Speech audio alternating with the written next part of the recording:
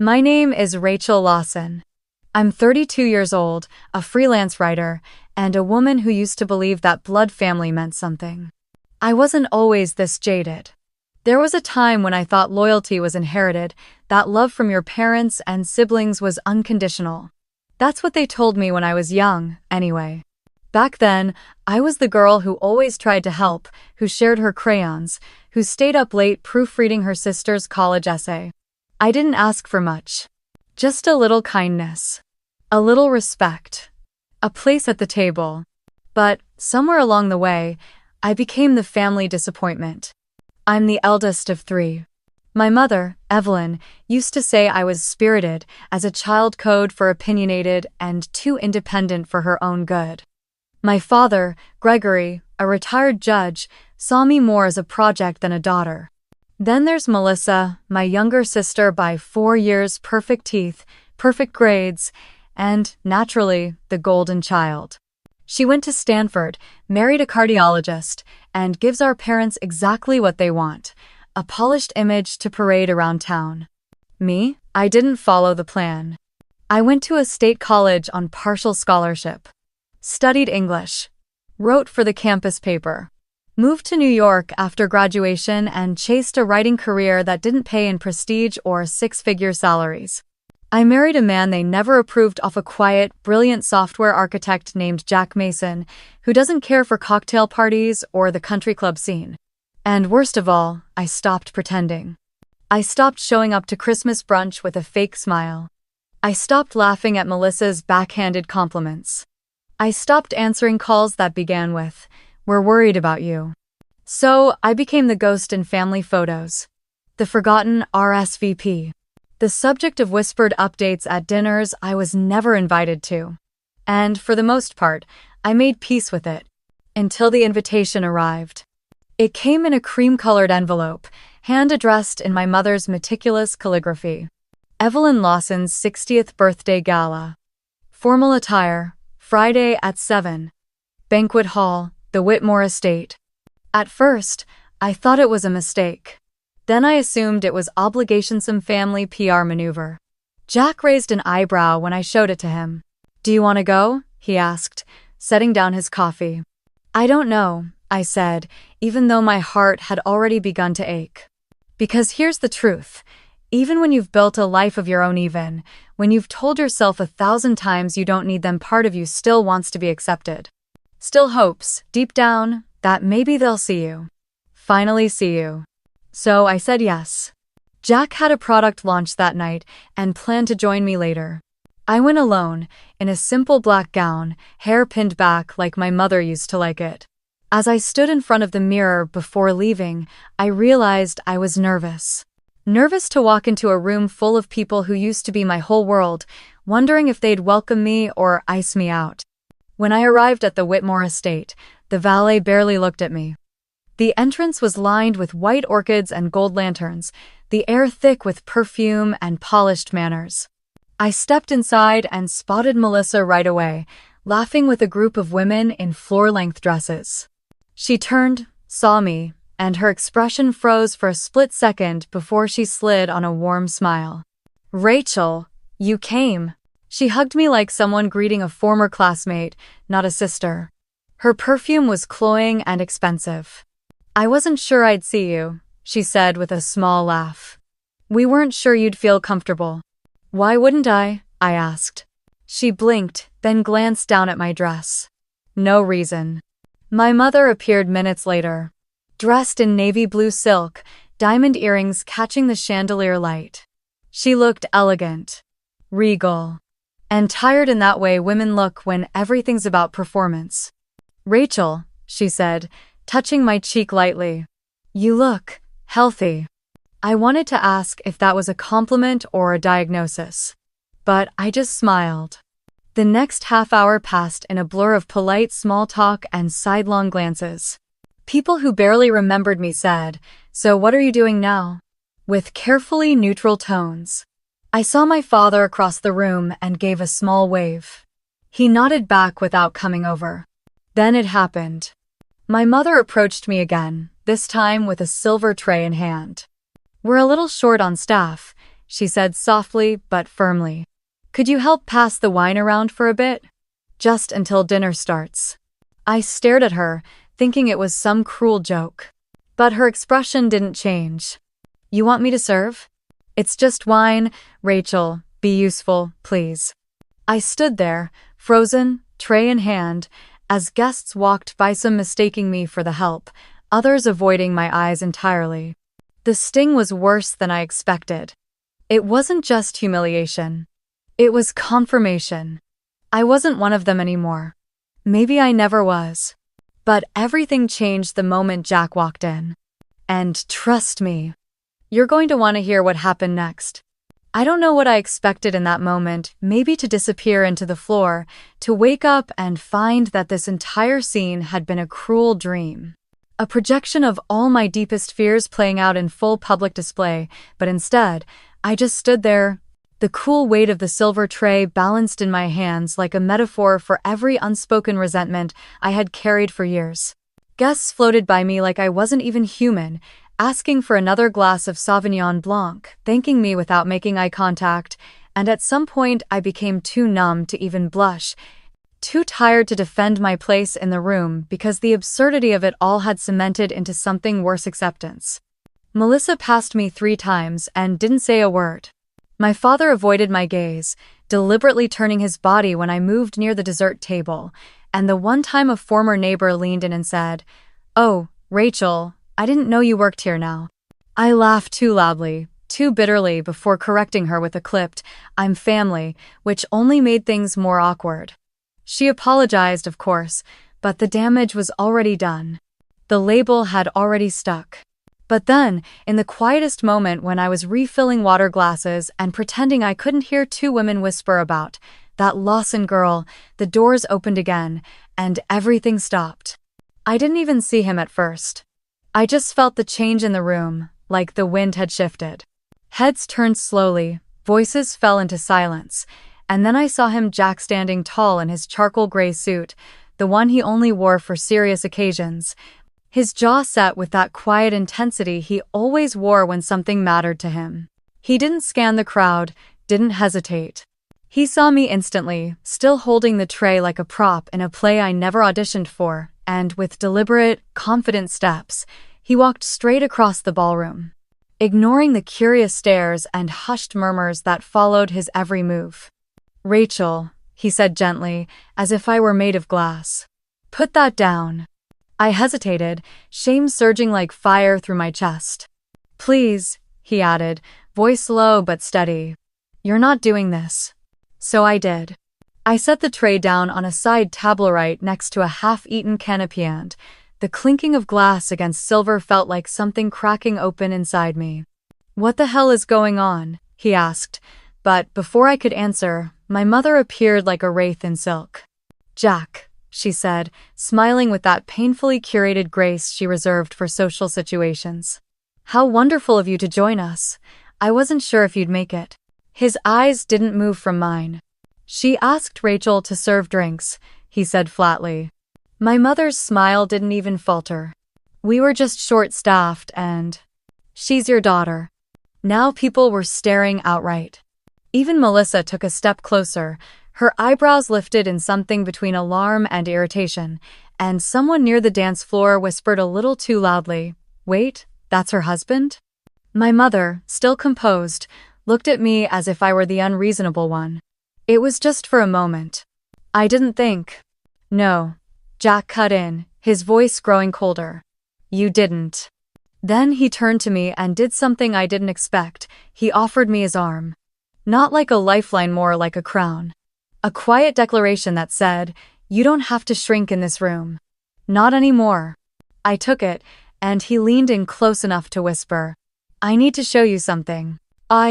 We walked toward the front of the ballroom, past the puzzled guests and the silent, watching faces of my family, and as we approached the small side platform where the microphone stood as set up for speeches, I guessed Jack signaled discreetly to a woman in a black dress who handed him a folder. "What's going on?" I asked under my breath. He smiled faintly. "Just a little truth." The music dimmed. Someone adjusted the microphone. And Jack stepped up. "Good evening," he said, his voice calm but commanding. "I know most of you don't know me well. My name is Jack Mason, and I'm Rachel's husband. I wasn't planning to speak tonight, but given the circumstances, well, I think it's time for some clarity." My mother froze. Melissa's smile dropped completely. "I'm the principal investor in Whitmore Estates," Jack continued, holding up the folder. "6 months ago, when this venue was facing closure due to debt and mismanagement, I stepped in and acquired a controlling interest. My name has never been on the marquee, by design, but every bottle of wine, every chandelier, every catered dish you've enjoyed tonight was paid for under my direction. Including," he paused, and his voice turned sharper, "this gala." A stunned silence fell over the room. My hands began to tremble. I looked around and saw it the shift. My family's faces had turned pale. My mother's lips parted in disbelief. Melissa looked like someone had just slapped her. "Which is why," Jack said, stepping away from the mic, "I find it insulting that my wife, the woman I love, was asked to serve at her own mother's party." He didn't raise his voice. He didn't need to. He walked back to me and said, clearly and for everyone to hear, "Rachel, this is your night, too. You've given too much for people who give you so little." "Oh, sir." The room didn't know what to do, applaud, gasp, disappear, but I knew exactly what I wanted to do. I turned to my mother, who was now rigid with humiliation, and for the first time in my life, I didn't look away. "I'm not ashamed of who I am," I said softly. "But maybe you should be." Then I left. I walked out of the ballroom with Jack beside me, into the night air that tasted like freedom. The stars above the Whitmore estate looked colder than usual. But I was warm. I was shaking, buzzing, alive in a way I hadn't felt in years. That night wasn't just about humiliation. It was the beginning of something bigger. The crack in the mirror I'd been looking into my entire life finally breaking wide open. You would think that walking out of that ballroom, out of their whispered judgments, their cold silences, their polished betrayals, would feel like liberation, like taking a breath after drowning. But the truth is, once the adrenaline faded and the night turned quiet, what settled inside me wasn't pride or triumph, but something more complicated, something Mascara deep, aching sorrow that wrapped itself around my chest and made me wonder if I had really left anything behind, or if I'd just proven once and for all that I never truly belonged in the first place. Jack held my hand the whole ride home, his thumb gently tracing the inside of my wrist like he was trying to ground me, remind me that I was still here, still loved, still more than what they saw, but my mind was miles away, drifting backward through memories I didn't ask for, ones that return now with cruel clarity, like puzzle pieces rearranging themselves to form the picture I'd refused to see for years. I remembered my 6th grade science fair, when I built a working model of a wind turbine and won first place, and how my mother told me, "That's nice. But don't get too excited, it's not like it's the state championship," before turning back to Melissa's piano recital schedule, her praise reserved for the child who wore success like jewelry. I remembered the time in high school when I was cast as Juliet in the school play and how my father skipped the opening night because Melissa's swim meet is more competitive. And besides, he didn't think theater was a real pursuit anyway. Afterward, I'd stood on stage alone during cleanup, peeling fake petals off my costume sleeves, wondering why applause from strangers meant more to me than silence from my own blood. I remembered birthdays where the cake had Melissa's favorite frosting because she doesn't like chocolate and we should all be considerate. Christmas mornings where my gifts were always a little off a size too big, the wrong author, a polite afterthought, and family dinners where my stories were met with tight smiles and quick subject changes, as if they couldn't bear the weight of my reality intruding on their curated version of the Lawson family. I had spent so many years trying to earn something I now realized had never truly existed. Not love, not acceptance, not even basic respect, but the illusion of it, the facade, the performance of family that looked so perfect from the outside but felt like frostbite on the inside. And yet, for all the wounds I carried, I had never stopped trying. After the gala, I didn't speak to my family for weeks. I didn't answer Melissa's vague, half-hearted text. Not sure what happened that night, but let's not blow it out of proportion. And I let my mother's voicemails pile up unanswered, each one more brittle than the last, until finally she stopped calling altogether. I told Jack I was fine, that I didn't care, that the silence was a relief, but in truth, the silence hurt worse than the insults because at least an insult acknowledged your existence. Silence erased you completely. That's what it felt like, erasure. Like I had become a ghost haunting a family I once belonged to, now floating somewhere just outside the frame. I busied myself with work freelance deadlines, a new essay series on generational trauma, an op-ed about emotional neglect, and poured my truth into words for strangers, because somehow it was easier to tell the world what I couldn't say to my own mother. Jack tried to be present, but I knew he was worried. He would watch me when I thought he wasn't looking, his brow furrowed, his hands restless like he wanted to fix something he didn't know how to name. One night, 2 weeks after the gala, I found myself in our guest room, the one I used as a writing nook, sitting on the floor with an old shoebox of childhood photos spilled around me. I picked up one in particular, a blurry shot of me and Melissa as kids, standing in front of a lemonade stand. I was grinning, gap-toothed, holding a handmade sign, while she sat behind the table counting change. On the back, in my mother's handwriting, it said, Melissa's first business venture. My name wasn't even mentioned. I laughed, not because it was funny, but because it was so perfectly emblematic of everything how my efforts, my presence, even my childhood had been reframed through Melissa's lens, how I had become a supporting character in a life I was supposed to be starring in. And yet, I didn't burn the photo. I didn't throw it away. Because a part of me, as much as I hated it, still cared. Still wanted to be seen. Still longed, against all logic and dignity, for some sign that I had mattered. That I still mattered. It wasn't until the next morning, over burnt toast and lukewarm coffee, that I admitted it out loud. I think I need to go back, I told Jack. He looked up from his laptop, confused. Go back, where? To the house. To them. I don't know, not to forgive, not even to fix things. But I need to understand, I need to know why they did it. Why they treat me like a stranger. Why it's always been this way. He said nothing for a moment, then closed the laptop slowly and looked at me with that steady, careful expression he wore when he knew the conversation would hurt. Rachel, he said, I think you already know. I think you've always known. I did. But knowing something and facing it head-on are two different things. So I told him I needed to do it. Alone. Not to cause drama, not to make a scene, but to reclaim something for myself.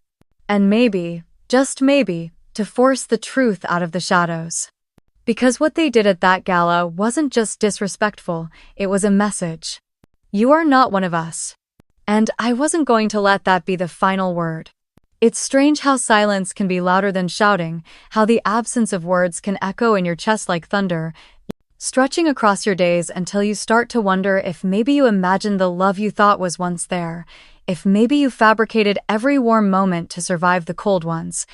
And now that the illusion has shattered, you're left holding fragments that don't fit anywhere anymore, just sharp edges of old hopes you used to believe in. I hadn't heard from my family since the gala. Not a call, not a visit, not even an email. I thought maybe, just maybe, after what Jack revealed, someone, my mother, Melissa, even my father would reach out, if only to save face, to explain, to ask how I could do something so humiliating to them in public, but what I got was nothing. Not even the courtesy of guilt. So I went to them. Not with anger, not with revenge in my eyes, but with the quiet, gnawing desperation of someone who still, after everything, wanted closure or at least understanding. I drove to my parents' house one crisp Saturday morning, the sky gray and heavy with unshed rain, the air cool enough to remind me of fall Sundays when I used to rake leaves with my dad while Melissa sat inside sipping cocoa and telling Mom she didn't want to get dirty. The house looked exactly the same: white shutters, stone path lined with hydrangeas, wind chimes tinkling on the porch, but it felt different now, like a museum of carefully maintained appearances, like something hollow wearing the costume of a home. I stood on the porch longer than I needed to, gathering the kind of courage you shouldn't need to knock on your own parents' door. When my mother answered, she looked startled, not angry, not happy, just vaguely inconvenienced, as if I had interrupted her mid-thought. "Rachel," she said slowly, her tone more question than welcome. "Hi, Mom." A pause. Her eyes flicked to the street behind me, to my car, as if calculating the risk of a neighbor seeing us. "Is everything all right? I wanted to talk." "Oh, what?" She stepped back after a beat, holding the door open stiffly, like a hostess inviting in a stranger she didn't trust. I walked in. The house smelled like lemon polish and potpourri, same as always, but it felt like I had walked into a courtroom. My father was in the den, reading the newspaper with his glasses halfway down his nose. He didn't stand when I entered. Just glanced up and gave a muted, "Rachel." My mother led me into the formal sitting room, the one we only used when guests came over, and gestured toward the armchair like she was assigning me a seat in a waiting room. She sat across from me, legs crossed, fingers wrapped around a mug I knew she hadn't been drinking from. The silence stretched so long I began to feel ridiculous. "I'm not here to fight," I said finally. I need to know. Why did you ask me to serve at your birthday? Why treat me like the help? What did I do that was sound forgivable?" My mother's lips pressed into a line. My father didn't look up. She took a slow breath. "It wasn't meant to be malicious." "Then what was it?" "You showed up alone," she said, like that explained everything. "You arrived late, unannounced, with no RSVP, and it looked like you didn't care. We had guests, important people. We were short-staffed, and frankly, I thought it would be a small way you could be helpful." "Helpful?" My voice cracked, not from volume, but from something deeper: disbelief, betrayal, maybe both. "I'm your daughter, not a caterer." "You've always been dramatic," she said, shaking her head with a sigh. "You twist everything into some emotional theater. That night wasn't about you." That hit me harder than I expected. Because it was about me, just not in the way she meant. It was about reminding me where I stood.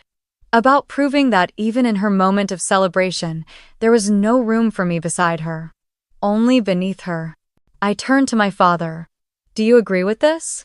He looked at me like I had asked him to solve a math problem he didn't want to do. "I don't want to get involved," he said, folding his paper with excruciating slowness. "It was a misunderstanding. A misunderstanding." That word again, so convenient, so cold. Like I had hallucinated the laughter behind their eyes when I held that tray. Like humiliation was something I brought upon myself by caring too much. I felt something in me twist, then harden. "You didn't even defend me," I said, my voice calm, almost too calm. "Not once." My mother set her mug down and stood. "Rachel, we're not doing this. You come here uninvited, dredging up drama, and expect what? An apology? A rewrite of your childhood? We did the best we could." "No," I said. "You did the best you could with Melissa. You made a choice. Again and again. And you want me to pretend it was fair, that I imagined it." She said nothing. I stood slowly, my heart pounding not with anger but with resolve. "I'm not asking for an apology," I said. "I just wanted to give you a chance to explain, but now I see you don't have an explanation. Because deep down, you don't think you did anything wrong." The silence that followed was the kind that confirmed everything. And for the first time, I didn't cry. I walked to the door on my own, pausing only once to glance back, not out of hope, but closure. "You always taught me to earn love," I said quietly. "But real love doesn't work like that. And I'm done auditioning for something you were never willing to give." Then I left. This time, I didn't look back. In the days that followed, I found myself moving through the world like someone who had just woken up from a long, fevered dream, blinking against the brightness of truth, raw and unforgiving, yet oddly cleansing in its honesty, as if by confronting my mother's cold detachment and my father's passive indifference, I had finally freed myself from the invisible chains I'd spent most of my life pretending weren't there. The grief didn't vanish, of course. It lingered in quiet moments, in the mornings when I stirred cream into my coffee and instinctively thought of the way my mother used to hum when she cooked, or in the evenings when I saw families out at restaurants, laughing over shared desserts, and felt a pang of envy so sharp it took my breath away. But the difference now was this. I no longer blamed myself for that ache. I no longer believed I was the broken one, the difficult daughter, the black sheep who deserved to be overlooked. I had tried for years to win their approval, bending myself into shapes that didn't fit just to earn a scrap of their affection, but now I was done bending. Jack noticed the change before I did. He watched me as I reorganized my office, as I pulled old essays from dusty folders and reread them with new eyes, as I started pitching stories again, not the kind editors requested, but the kind I wanted to write, the kind that meant something, that came from the place in me that had once been afraid to speak too loudly. I didn't tell him everything, not right away, but he could see it in the way I carried myself, in the small moments when I stood a little straighter, spoke a little more clearly, no longer apologizing with my body for taking up space in a world that had long told me to shrink. I wrote like a woman possessed. At first it was just journaling, raw and unfiltered, page after page of thoughts I'd never said aloud, memories I hadn't dared to name, how it felt to be told I was too sensitive every time I cried, or too independent every time I asked for something different, how I was praised for being self-reliant but punished for needing comfort. How the love I received always came with strings attached, obligations disguised as affection, quiet contracts I never signed but always followed.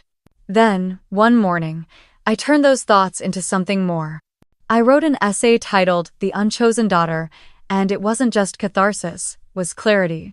I wrote about the way some families confuse control with care, how silence can be a weapon, how favoritism, when subtle and consistent, becomes a form of emotional violence. I wrote about being the daughter who didn't fit the mold, who asked too many questions, who wanted more than a well-behaved life filled with empty pleasantries. I wrote about Melissa, not cruelly, but honestly, how her success was always held up as the standard I failed to meet, how even her mistakes were softened by my mother's protectiveness, while my achievements were met with skepticism or silence. I submitted the piece to a mid-size online magazine, not one of the flashy, viral ones, but one known for thoughtful, intimate narratives, and 3 days later, I got an email from the editor. She loved it. She wanted to publish it the following week.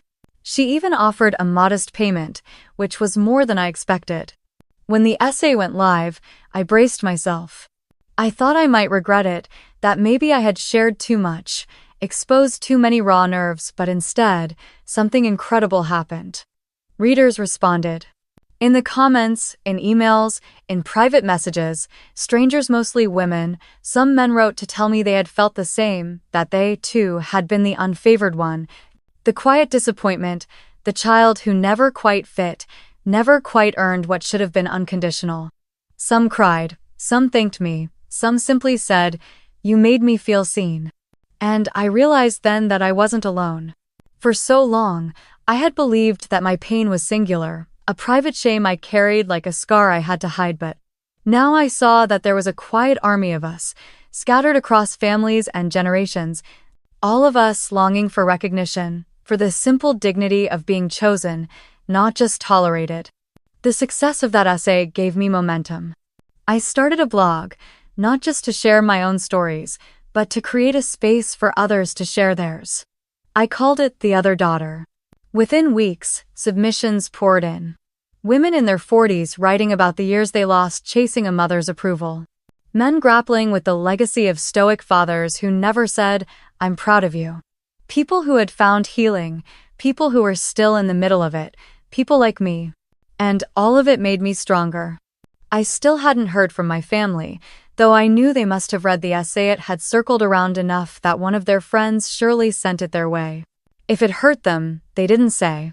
If it made them reflect, they didn't show it. And, oddly, I was okay with that. Because what mattered now wasn't their response. What mattered was that I had told the truth. Finally. Fully. Without asking permission. One evening, about a month after the essay went viral, I received a letter in the mail. It was from my grandmother. We weren't close. She lived in Oregon and had always kept a quiet distance from family drama, but she'd read the essay, and her handwriting, still elegant despite her age, was firm and clear. "Rachel," it began. "I read your words. I wept for you. I wish I had said more when you were younger. I saw how they treated you. I thought it wasn't my place. I was wrong. I'm sorry. But I want you to know I always saw you.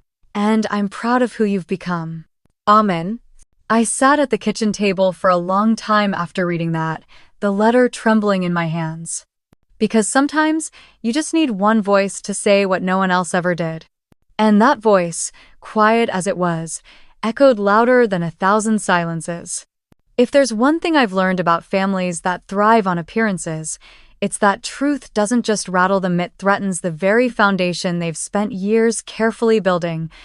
And once a single crack appears in the glossy surface of their narrative, they will do everything in their power to patch it over, to pretend it never existed, or worse, to paint the one who exposed it as the problem, the traitor, the unstable one who simply couldn't keep the peace. So when the next family confrontation came, it wasn't loud or dramatic, not at first. It started with a phone call from Melissa. Not a text, not an email, a phone call, which was how I knew something was brewing, because my sister is nothing if not strategic, and phone calls mean intention, control, the ability to steer tone and shut down interruption. "Hi, Rach," she said, her voice too cheerful, like syrup poured over something bitter. I hadn't heard her call me that in years. "Hey," I replied cautiously, already feeling the walls go up. "I read your article," she said, her tone carefully even, but I could hear it, the strain, the control, the mild offense coated in politeness. It was well written. "Thank you," I said simply. Silence stretched for a moment, and then she cleared her throat. "I just wish you had talked to me before publishing it," she continued. "Some of the things you said, about the family, about me, they were pretty personal." "That I did talk to Mom," I said, in person. She didn't seem interested in hearing me. "I'm not Mom," she said quickly, her voice rising just a little. "You should have given me the chance to explain." "Explain what?" I asked. "That I imagined everything? That I misinterpreted being ignored, dismissed, humiliated at that party? That wasn't my fault, Rachel. I never said it was. You painted me as the favorite. You were." That shut her up, at least for a second. Then came the scythe one I knew too well, the one she used when she was about to shift the blame while pretending to be generous. "You know," she said slowly, "you've always been so sensitive. So emotional. Maybe you just saw things differently than they were." It was that phrase, "saw things differently," that lit the fuse. Because it wasn't just denial, it was gaslighting wrapped in good manners, a subtle accusation that the story I'd lived wasn't valid, that my experience was just a skewed version of some golden reality they were all living in without me. I could feel my voice tighten.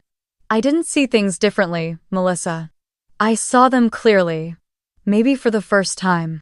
Another pause, longer this time then. "Look, I'm not calling to fight. I'm calling because Mom wants to have a family dinner.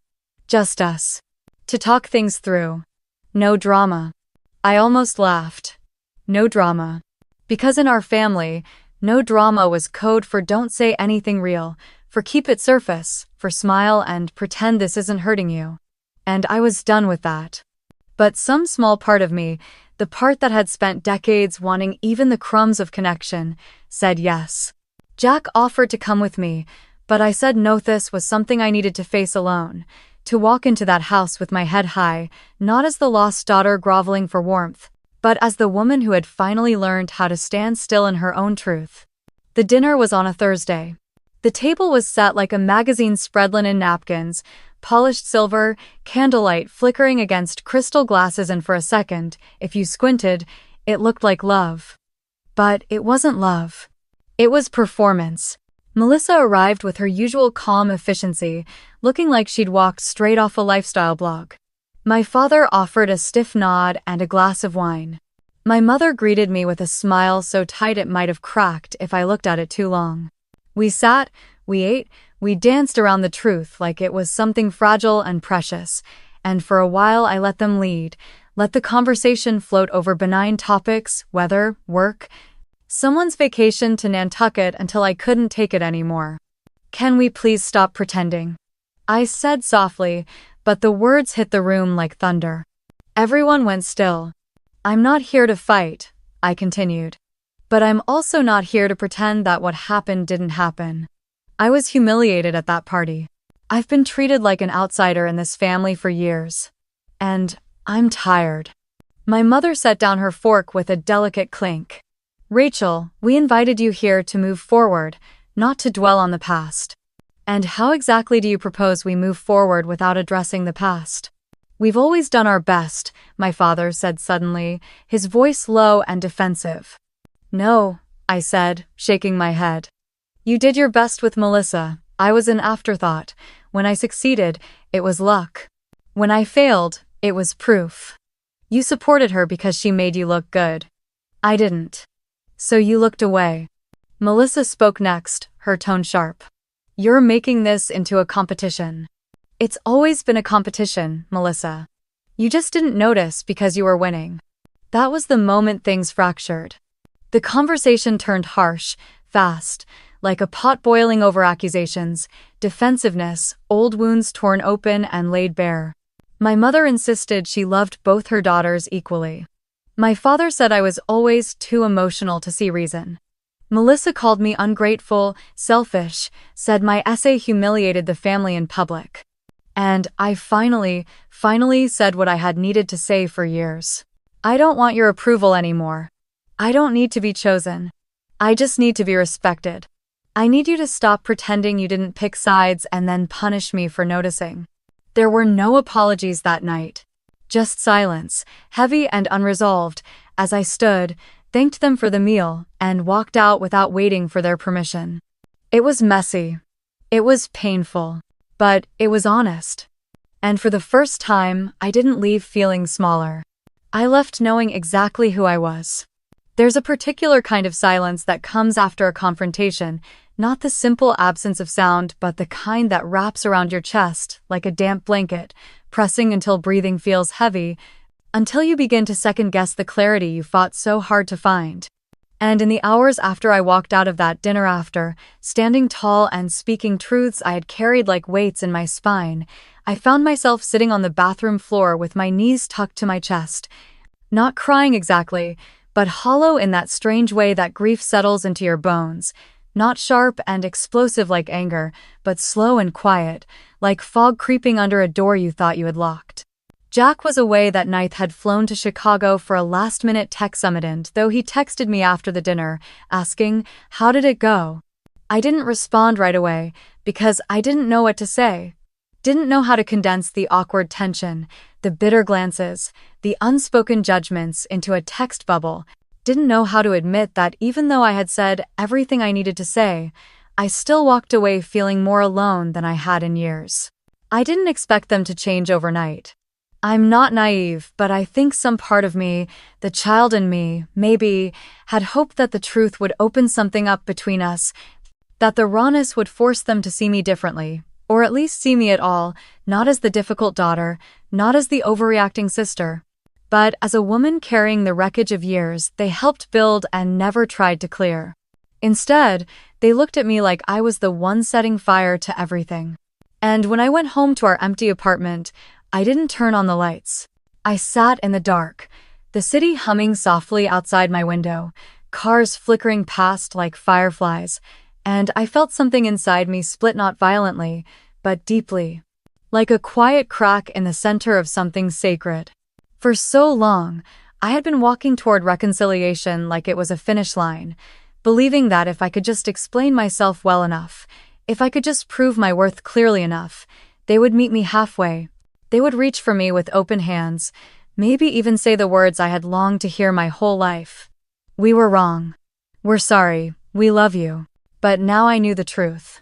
They weren't waiting at the finish line. They weren't running at all. They were standing still, arms crossed, convinced that the problem was never theirs, and I had been sprinting toward people who had no intention of catching me. And that hurt in a way I wasn't ready for. Because the truth is, you can survive without love, but it leaves a scar, a dull ache that flares up when you see a mother kiss her child's forehead in a grocery store, or when your best friend's family throws a surprise birthday dinner and you smile, truly happy for her, while something inside you whispers, "You've never had that. You probably never will." The next morning, I couldn't get out of bed. Not because I was physically tired, but because the weight of everything I had buried over the years had finally risen to the surface, and there it was, pressing on my chest, heavy with the realization that my family would never become what I wanted, no matter how much truth I spoke or how bravely I stood.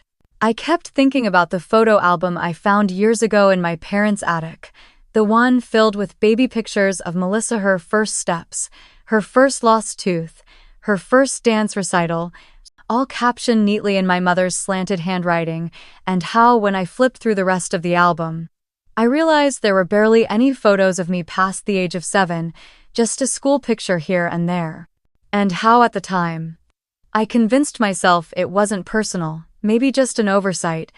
Maybe they ran out of film or forgot, but now I saw it for what it was, absence by design. I was easy to forget. Because I made them uncomfortable.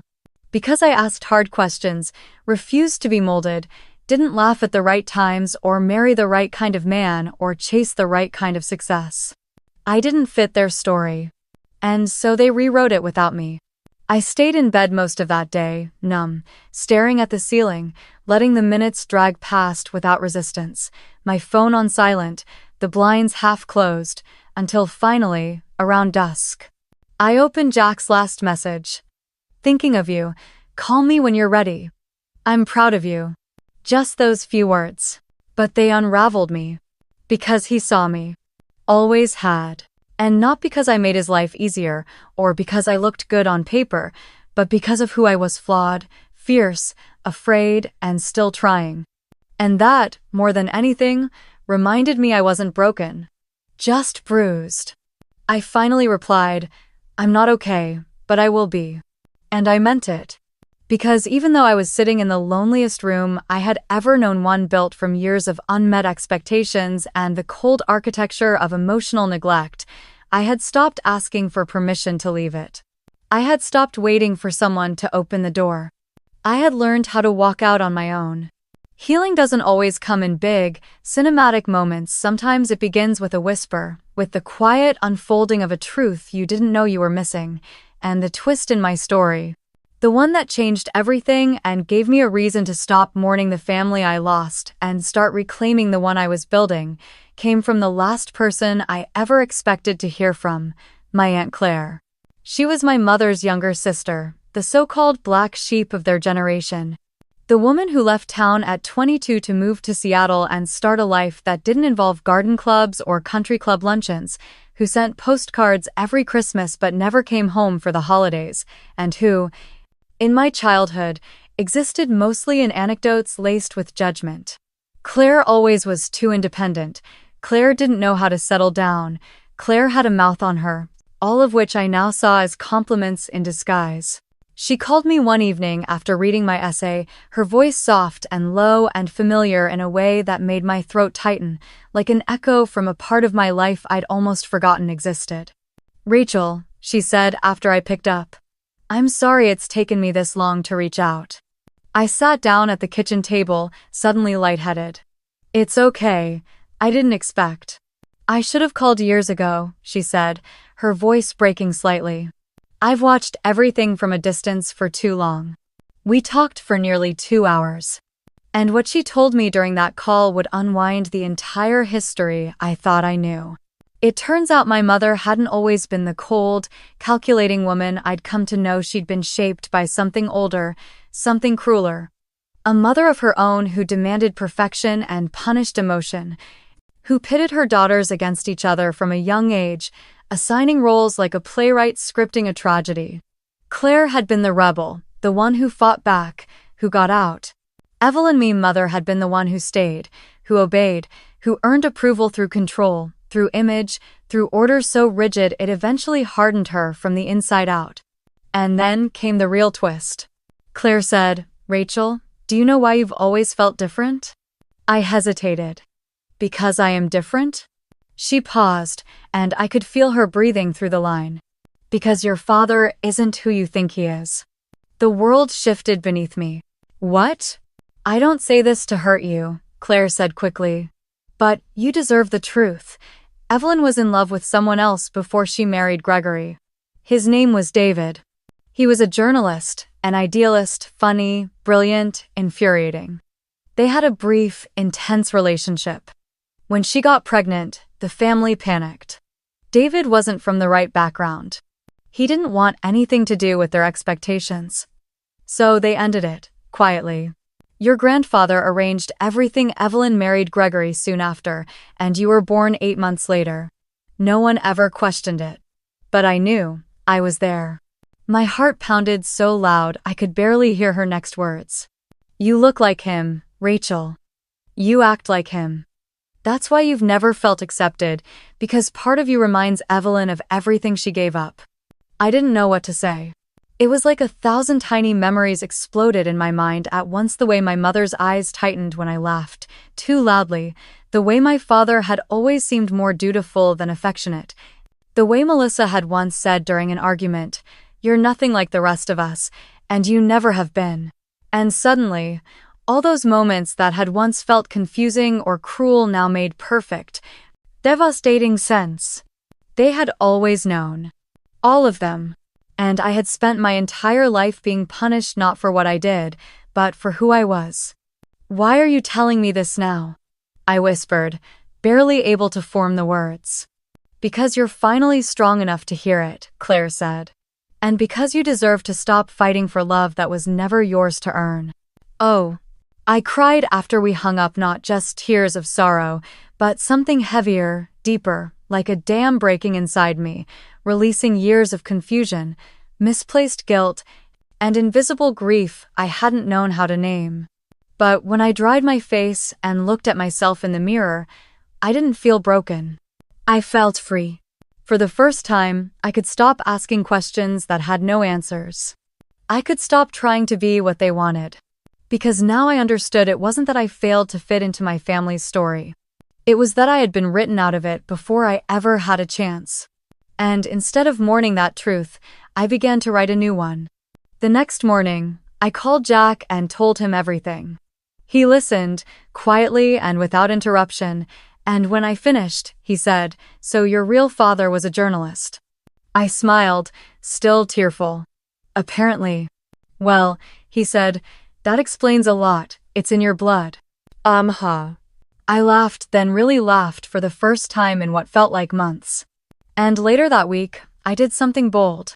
I tracked down David's name through Claire's help. I found an old op-ed he'd written for a newspaper in Baltimore, full of passion and sharp observations, and a voice that felt hauntingly familiar. Claire said he had moved to Maine and remarried, that he had no idea about me. Not really. I didn't know if I'd ever contact him.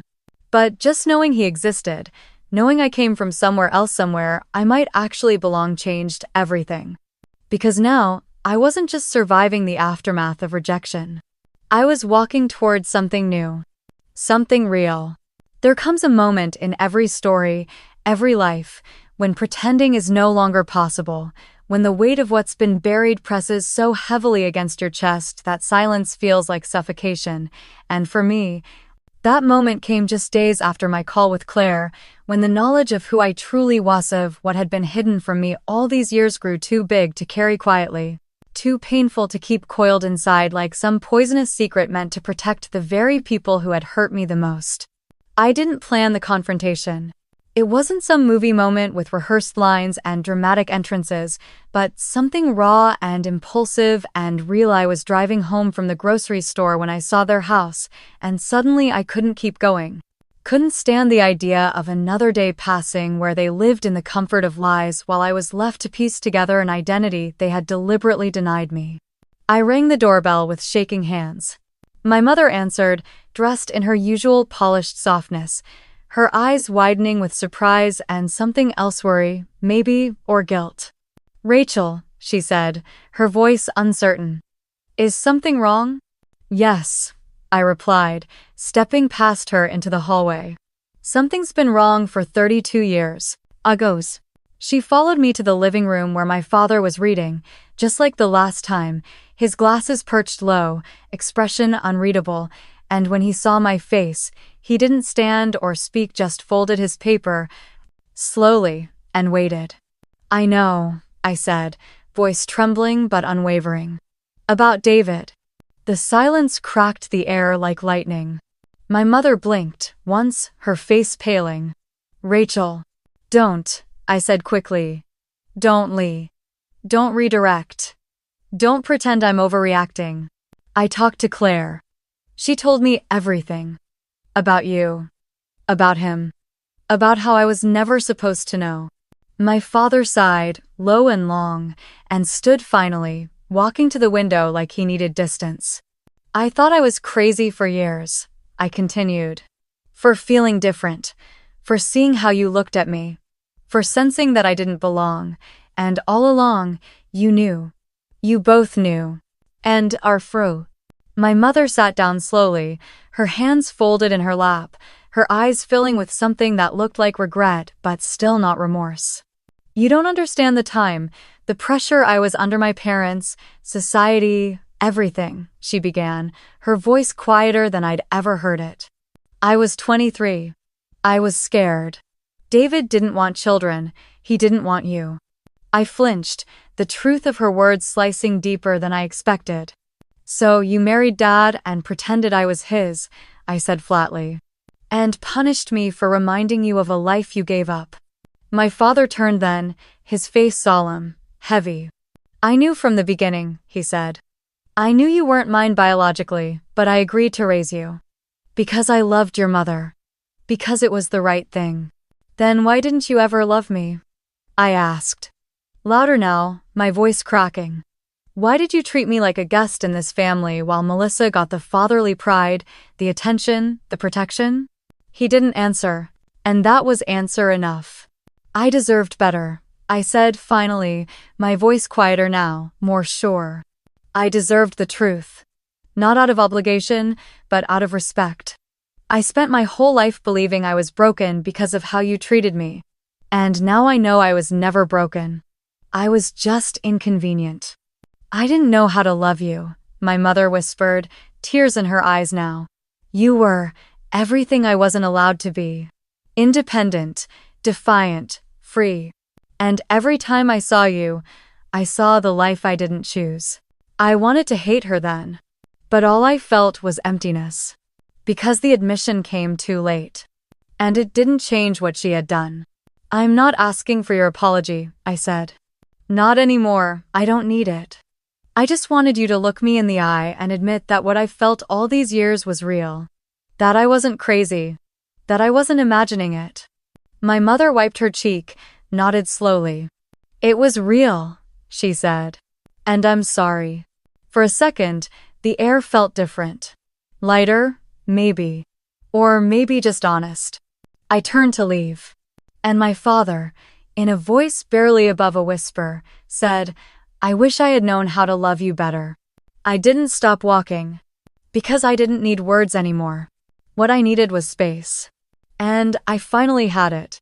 There's something powerful, almost sacred, about reclaiming a piece of yourself that was stolen long ago, about standing in the middle of the same room where you were once made small. And realizing that the people who once held power over you no longer do. That their judgment, their cold silences, their calculated praise and stinging dismissal, all of it no longer carries the weight it once did. And in the weeks after confronting my parents, I felt that shift in my bones, like the slow movement of tectonic plates beneath the surface of my life, subtle at first, then undeniable. I wasn't looking for revenge. I wasn't interested in punishing them. But I was interested in telling the truth, in holding the mirror up and letting them see the reflection they had spent so many years avoiding. And when the opportunity came, I didn't flinch. It started with a call from a producer at a mid-sized media company that specialized in personal essays turned short. Film's Me essay had caught the attention of a creative director who saw something powerful in the narrative, something that could reach people beyond words on a screen. And after several phone calls and a Zoom meeting that left me breathless with both excitement and fear, they offered to develop it into a documentary short, complete with interviews, reenactments, and my voice telling the story in my own words. At first, I hesitated. Not because I doubted the story, but because I knew what it would mean. Exposure, attention. The kind you can't take back once the cameras start rolling, and I knew my family would see it. Knew it would stir something in them they weren't prepared to confront, but then I remembered the girl I used to be, sitting alone in her childhood bedroom, wondering what was wrong with her. Aching for someone to just say, "I see you," and I said yes. Because if there was even one person out there like her who needed to hear this truth, then it was worth it. The documentary was released quietly on Lanino billboards. No trailers, just a soft launch on a streaming platform with a modest audience, and within a week, it exploded. Emails flooded in from people across the country. Letters arrived at my apartment, handwritten messages from strangers who felt like family. People saw themselves in my story, in my fight to be recognized, in my grief over a family that chose image over intimacy, and I was reminded again and again that truth, no matter how painful, has the power to heal far more than it hurts. But my family? They were silent. At least, for a while. Then came the message from Melissa. It wasn't long. It wasn't angry. It was calculated, like always. "You've made your point, but you've also burned every bridge left. Hope it was worth it." Oh. I stared at it for a long time, unsure whether to laugh or cry, because it was so perfectly emblematic of our dynamic or pretending to be above it all, while quietly seething that the narrative was no longer hers to control.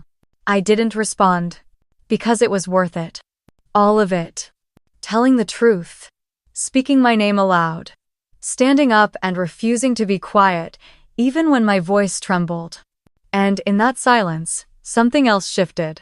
One morning, I opened my inbox and found a message with a subject line that made my breath catch. "I think I'm your father." It was from David. Claire had told him, eventually sent him the article, shared the story, and now here he was, writing to me not with grand declarations or apologies, but with sincerity and humility that felt foreign but healing all the same. He wrote, "I didn't know. I won't pretend to be something I'm not. But I'd like to know you, if that's something you're open to." And I was. We exchanged letters, then calls, then eventually met in a small cafe on the edge of a coastal town in Maine, and sitting across from him was like looking at the pieces of myself I'd never understood me laugh. My curiosity, the way I stirred my coffee absent-mindedly while thinking. He was different from what I imagined, older of course, softer in his regrets, but open. Willing.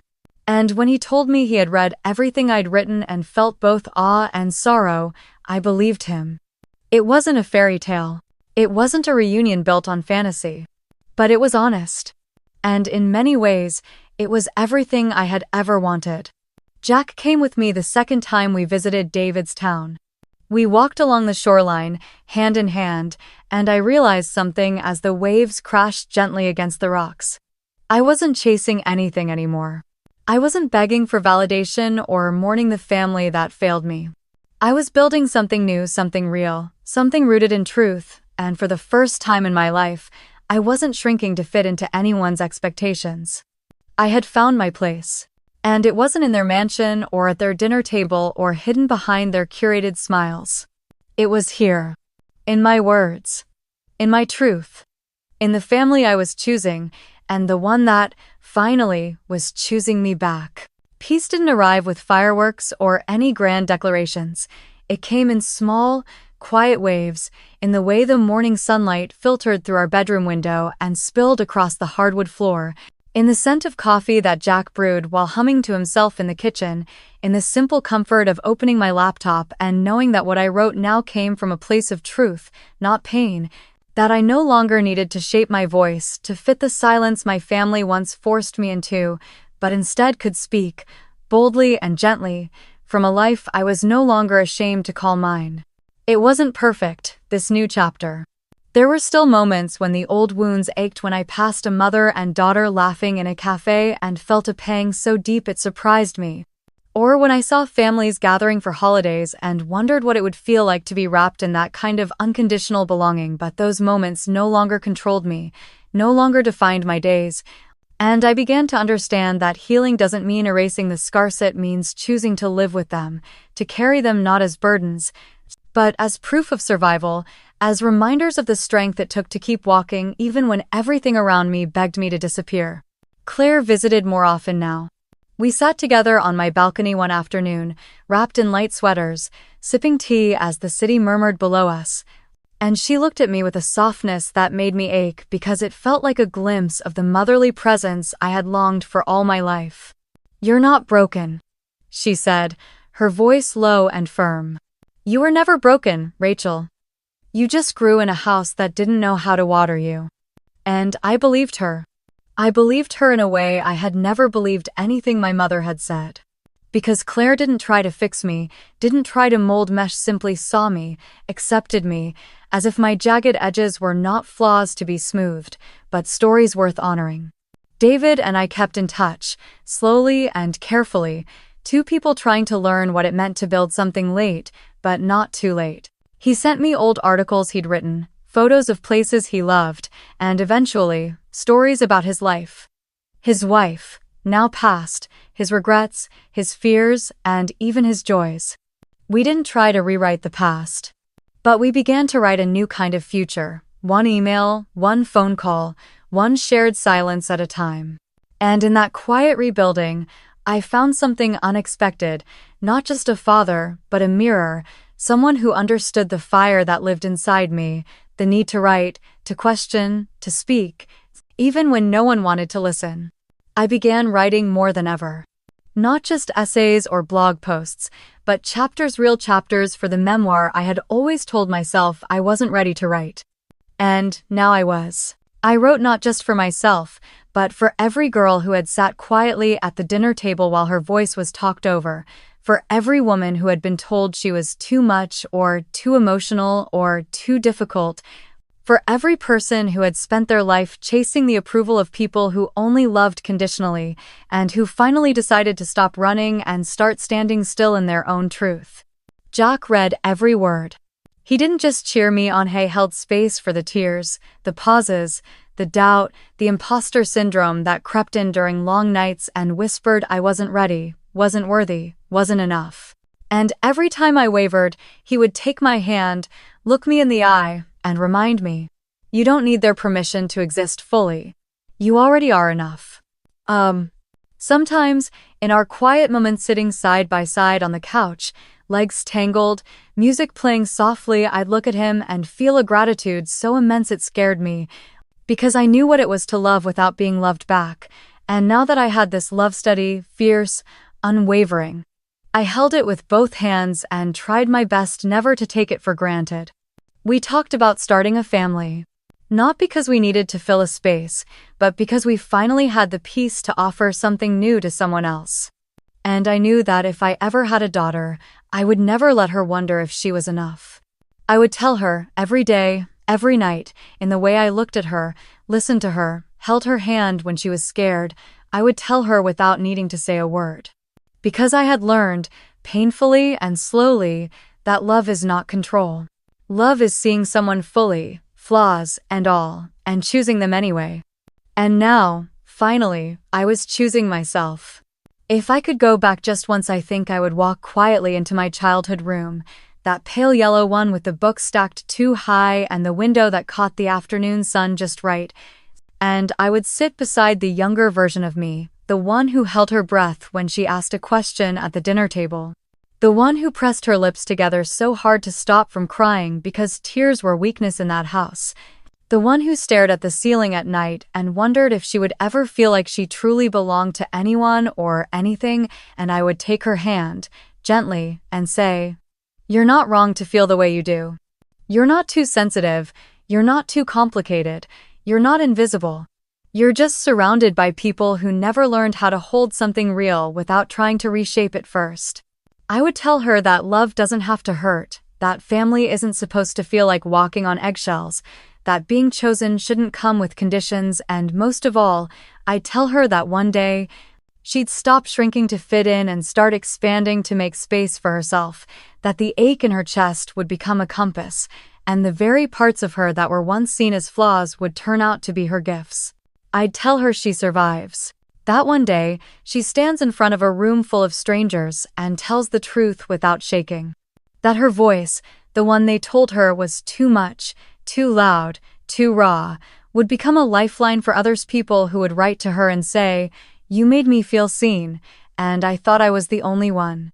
I tell her about Jack, about the way he listens, the way he never flinches from the hard parts, how he holds love like it's not something you earn, but something you're given freely, fiercely, just for being who you are.